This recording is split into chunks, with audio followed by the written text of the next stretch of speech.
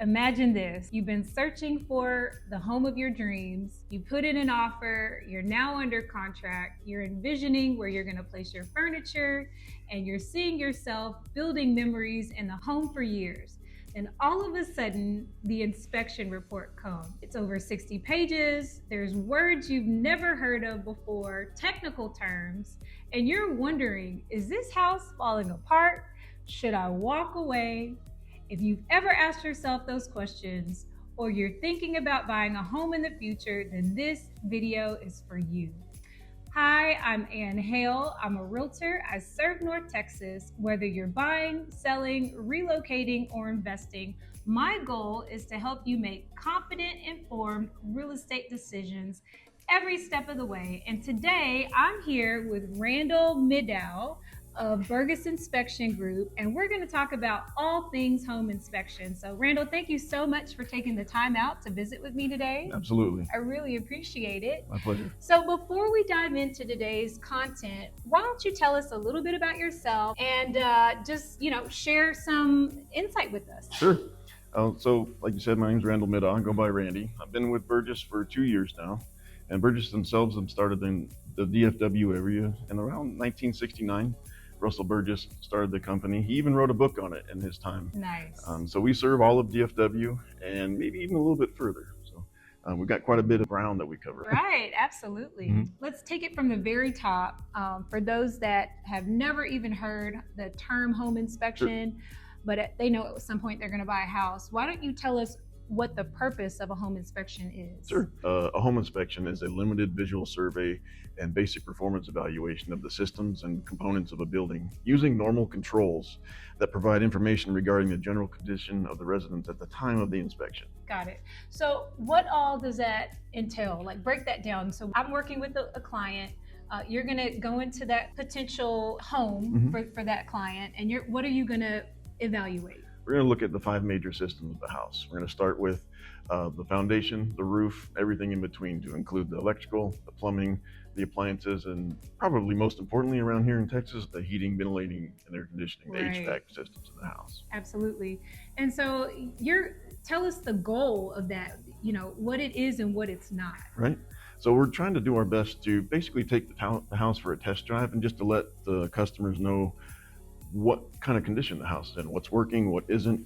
We're not going to be tearing apart walls and trying to predict the future or whatnot. We're just going to jump in, test everything as it sits, and just give them the information so that it can help them make a better decision on what they're going to be doing with their house journey. Absolutely. Whether they should move forward with the home, or if it's something that they find based on your data that they're not comfortable with, they may choose to back out. However, with an older home, you can never make it new again. No. But you can discover some areas that need improvement. Of course. And then my job is really to take that report that you're going to provide them and determine, is it something that we're going to negotiate repairs around? Are we going to ask for concession? So your job is very much needed as that part of the process as these buyers go under contract. We spend quite a bit of time in the house trying to go from top to bottom to let them know everything that we can find. Absolutely. So Randy, let's talk about a few myths that buyers have. Are you going into that home to grade the home? Are you going to give it a pass or fail? No, absolutely not. We're just checking for the overall condition of the house to let them know if that's going to be pass or fail for their going forward or not, essentially. Right. We're just giving you whatever we can find in the house, whether it be good or bad. Right. And then if there's 50 items on an inspection report, should a buyer panic? Absolutely not, because there's no real depth to the number of deficiencies in a report. So we can mark a electrical receptacle deficient for not having any power from it, or we can mark a hole in the roof as deficient for having sunlight and animals and direct access to the environment. So it's kind of 2 different depths and 2 different severities, but it's still both a deficiency. So it's essentially, we're trying to discover all that stuff for the buyers themselves. Right. And then does every issue, this is another question I get often, does every issue need to be repaired before closing? Absolutely not. You don't have to fix any of the stuff that we find at all.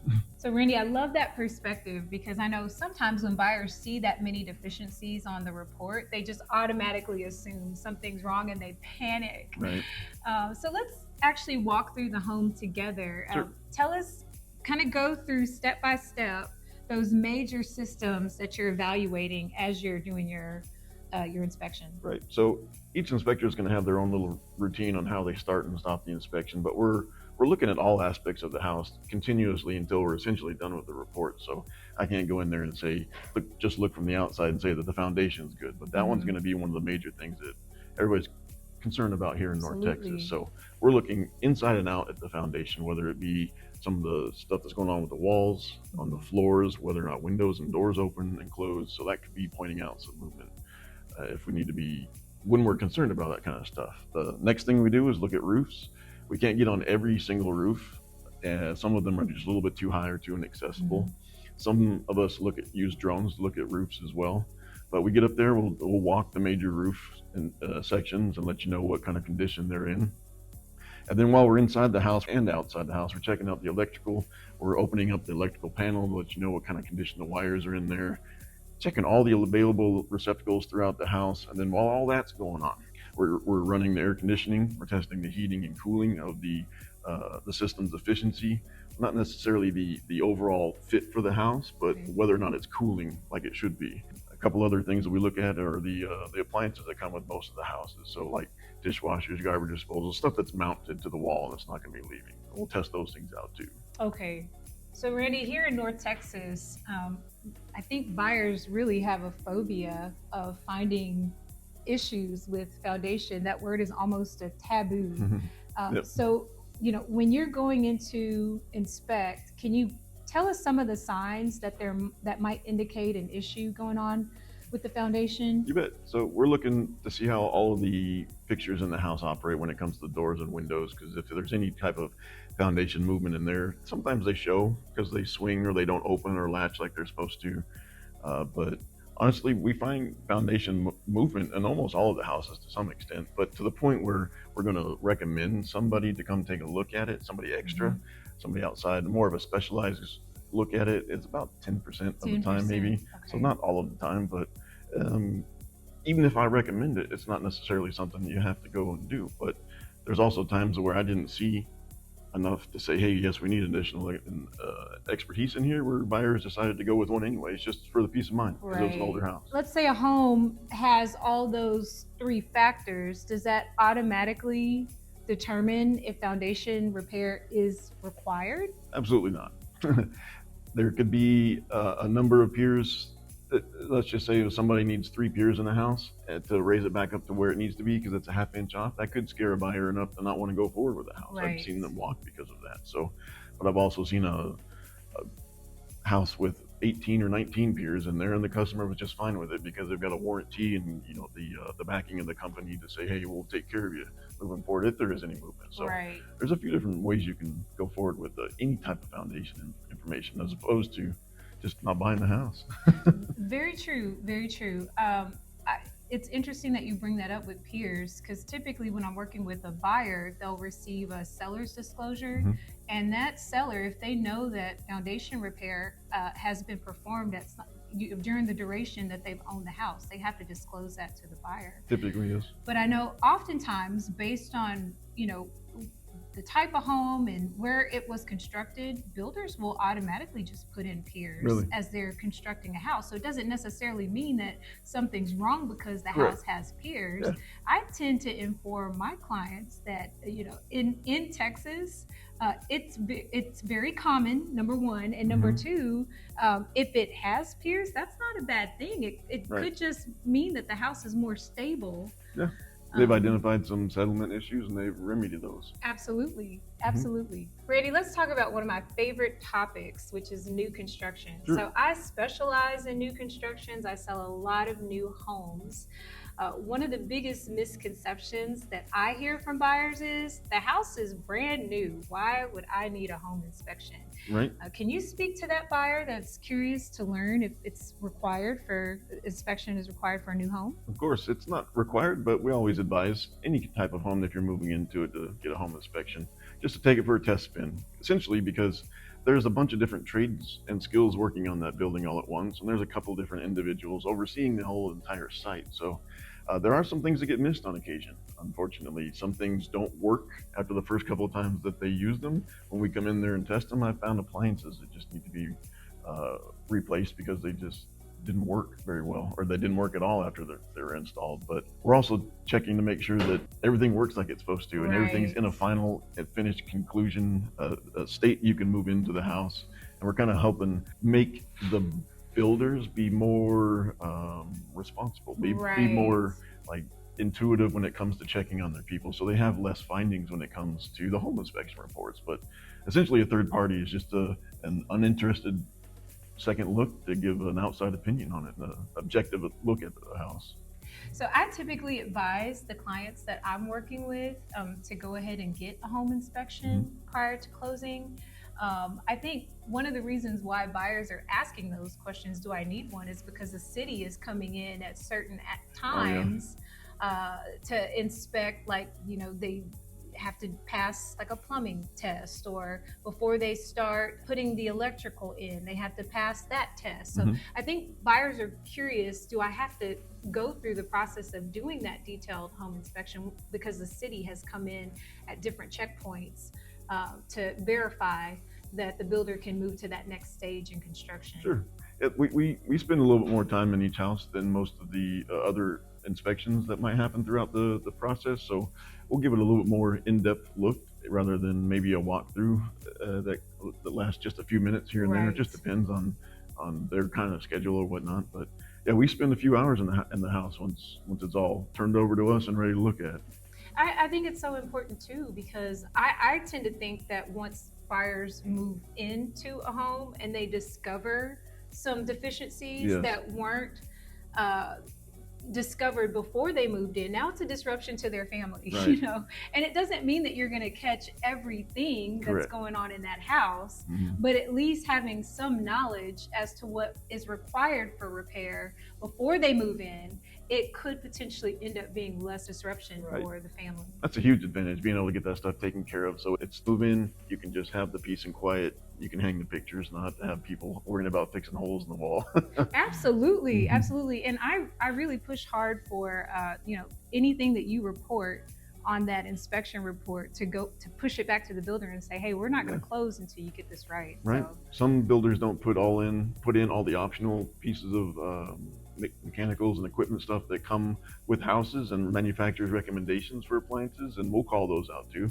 Whether or not they go forward and fix some of those things, I think they're starting to see a little bit more of us out there doing our job and holding them accountable. So it's you're finding less and less, I think, as time goes on, hopefully. Right.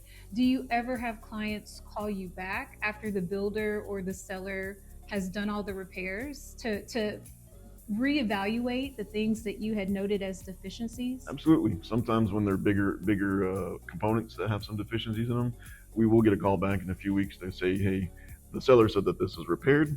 We'd like you to come evaluate it again. And that's usually a smaller fee, but we'll come back out there and look at however many number of things that they want taken a look at. Whatever we wrote up the first time, they get to choose from all of those. Right. Again, it's about that peace of mind. Yeah. So what's the most surprising thing you've ever found as you're inspecting a brand new house?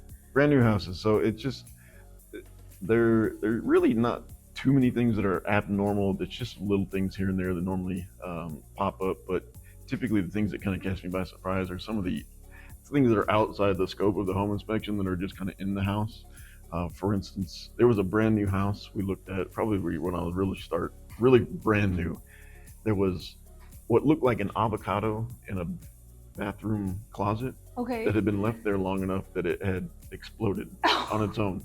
I'm not sure. It took us a while to figure out what it was because of the state it was in, but aside from that, I walked up into an attic one time and there was a Christmas tree wrapped up in a sheet to look kind of like a body. I don't know if they made it to look like that, but it stood out like that when I poked my head up into the attic. Did you run quick, fast, and in a hurry? Not down those ladders for the stairs or for the attic access. However, it did kind of make me reel back a little bit. I think I would have passed out.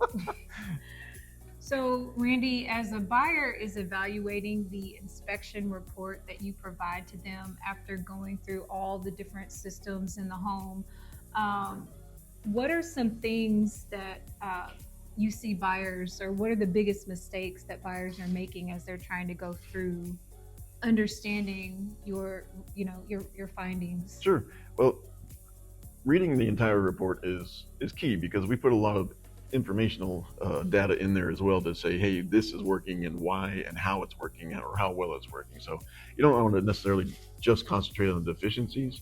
However, the most important ones are probably going to be the ones that get recommendations for other specialties that come in, since the option periods can be kind of small. If for some reason your home inspection says we recommend a foundation expert or a roofing specialist to come out, those will probably be your top ones to get on the books to have another second look, more in-depth, specialized, deep, inspection of that particular system. Right. And so I know when I'm working with buyers, more often than not, it's myself as the realtor. I'm present, for your report out, as well as the buyer present. There's going to be instances where the buyer can't attend in person. But one of the things that I love about your company that you guys do different is you record your findings and you provide that recording to the buyer. So that's something that kind of makes you stand out and sets you apart from some of the other competition. It seems to help quite a bit to kind of draw down some of the anxiety, just to have somebody who with a little bit of experience had seen a few different houses to talk about it without getting too worked up about most things. Absolutely. Just kind of like managing those expectations a little bit, because every house is going to have a little bit of something going on with it. Absolutely. Yep. So how do you distinguish maintenance items from significant items, and what would you consider red flags? How would a buyer determine that as they're going through your report? Typically, anything that's going to be revolving around safety is going to be a red flag for me.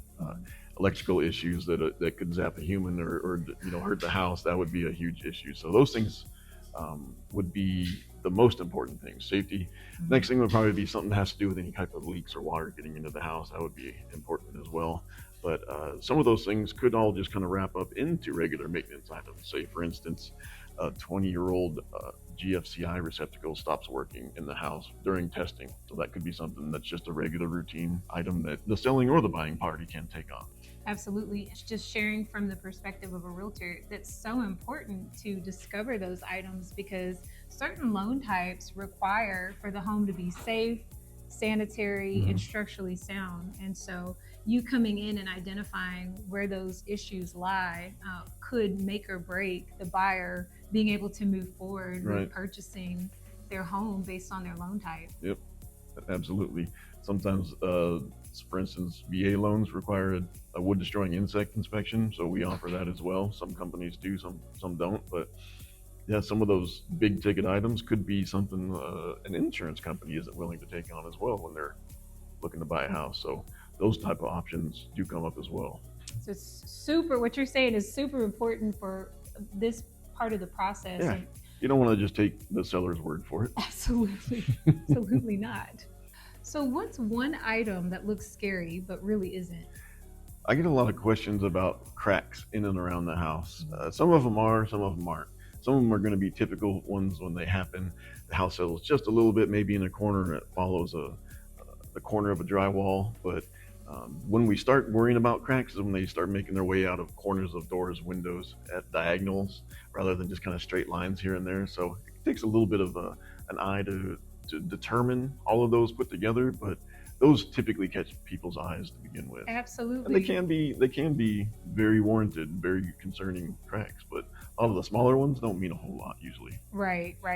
Going back to our foundation conversation, some of the things that we talked about signs to look for. Why does that happen? Here in North Texas? Because of the soil that we build on. It's the clay. It's really absorbent, and it holds a lot of water. Then it can dry up and change size, and it just lifts and raises the houses from time to time. And my house right now that I live in, it changes with the humidity and the seasons that come and go. So sometimes the door catches a little bit more than others when it's wet out, and then when it dries up, it works just fine. So it's the soil type essentially which affects most of the foundations. Right. Now, tell us about, if we're thinking about the age of home, right? Because I shared I specialize in new Mhm. construction. I also help clients buy what I call pre-loved homes. Sure. Is there a certain age that you find that it's more, prone to cracks and foundation concerns? Not necessarily the age. I've Mhm. seen older houses have no cracks where new ones do have cracks. So it just kind of depends on the quality and the materials they use, where they built it, and how it's liking where it's been put. Let's talk about homeowner maintenance. I'm going to ask you some rapid fire questions here. So, what's the most overlooked maintenance item? It's probably the annual things that go on around the house, like the air filters in the house monthly or quarterly, depending on the size. But just an annual air conditioning checkup, maintenance, servicing, and might as well throw the water heater in there too. Get Right, that drained to get all the sediment out. That way it stays healthy. right. Biggest repair you've ever seen? Foundations and roofs get pretty expensive.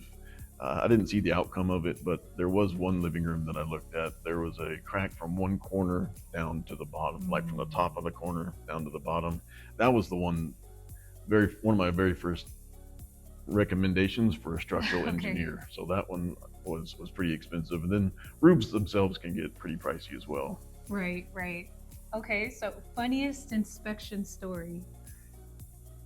Usually the houses don't talk to me and tell me too many funny things. It's the people that live in them and the items that they store in there. So I, it was entertaining to find the amount of Star Wars collectibles that I did find at a recent inspection, to include life-size Chewbacca and stormtroopers hanging out waiting for me in the garage when I opened it up. So kind of caught me by surprise, but there was a true fan that lived in that house. Have you ever saw anything that made you jump or scream or? Sometimes an animal or two running out of a crawl space has gotten me a little bit like jumpy about getting into there, but usually when I get in there, they roll out. Good for you, Randall. Good for you. Randall, imagine that somebody very important or close to you is buying a home, like a son, a daughter, a best friend.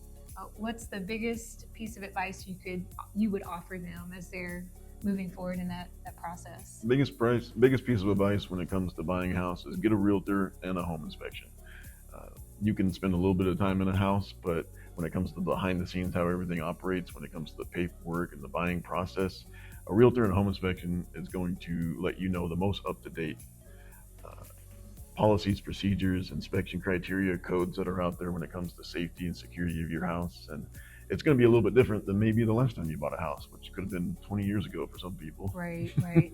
And then how often do you recommend for homeowners to revisit, maybe having you come back out and do a reinspection? A reinspection, let's just say for new construction, we'll offer the 11-month warranty inspection just to make sure we capture anything that might have changed in between the first inspection that we got pre-purchase, as opposed to you living in there for a little while.